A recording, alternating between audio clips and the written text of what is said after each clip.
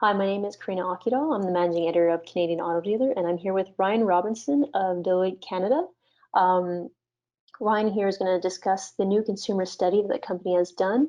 And so, Ryan, one of the first questions I have for you is maybe you can tell us a little bit about the shifting behaviors of Ontario consumers when it comes to car ownership.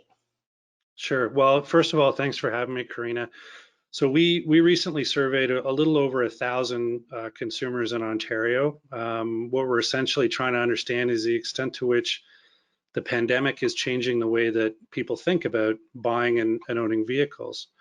And so one of the first questions we asked is, have you altered your timeline relative to your thinking around acquiring your next vehicle? And what we got back from the survey was nearly 40% of people have told us that yes, they have altered their timeline, but it's not that everyone is intending to delay that purchase, which is kind of what you might infer off the top.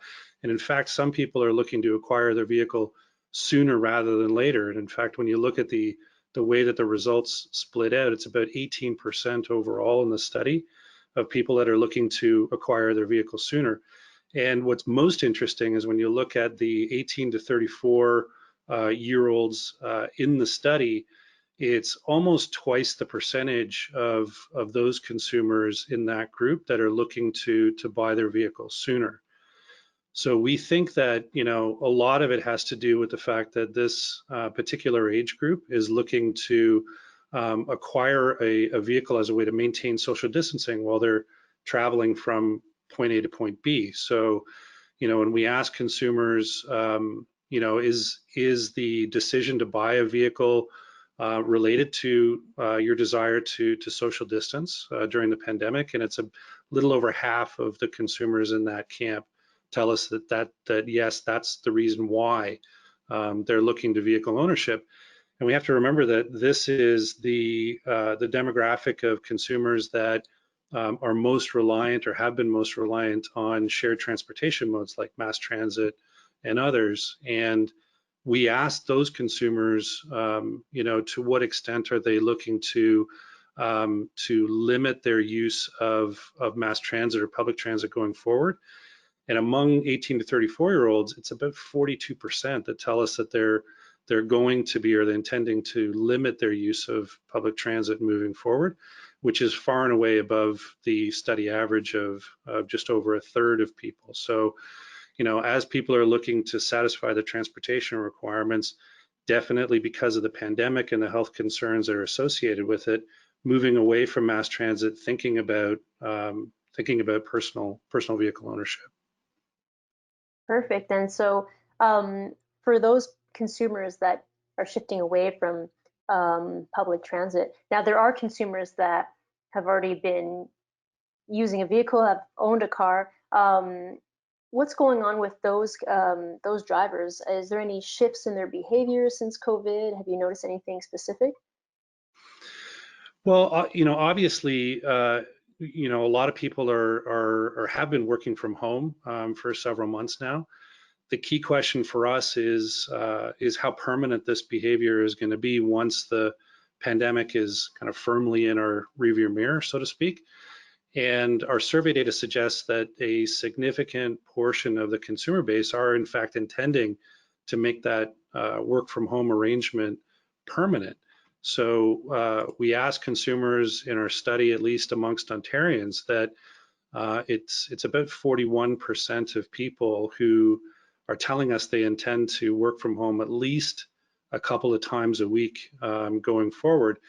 So, while people are still having to go out and do their groceries and so on, the next question for us is, how is that going to affect the amount of driving that people do and that behavior, and removing that daily commute, or at least some of it a couple of times a week, is necessarily going to have an impact on the amount of driving people do. So in our study, it comes out to about 43% of survey respondents overall are telling us that they intend to drive at least somewhat less going forward, if not significantly less. And that's a significant number of people that are telling us that the volume of driving that they do is actually going to come down. So as this volume goes down, perhaps that does explain some of the shifts in consumer behavior and the ones that are looking to buy to own a vehicle. Of the ones that are looking to buy, what are their expectations for dealers, and specifically amid COVID, what are their expectations for buying a vehicle online? So the big question for us is, how many people are actually looking to acquire their vehicle online as they would, across a variety of other retail segments that we've seen, this behavior kind of penetrate over time. And the answer is yes, there is a segment of consumers, at least in Ontario, through the study results that say they do want to conduct a transaction for a vehicle at least partially or fully online. But it may not be as large a segment as we've seen in other retail sectors, and in fact, it may have some unintended consequences for dealers over the longer term.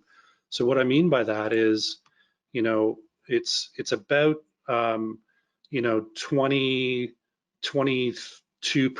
or 23% of consumers that are telling us that they want either a partial or virtual buying process for their next vehicle, which leaves about that 78% of people that tell us, no, in fact, when I'm thinking about acquiring my next vehicle, I want to do that in person at the dealership.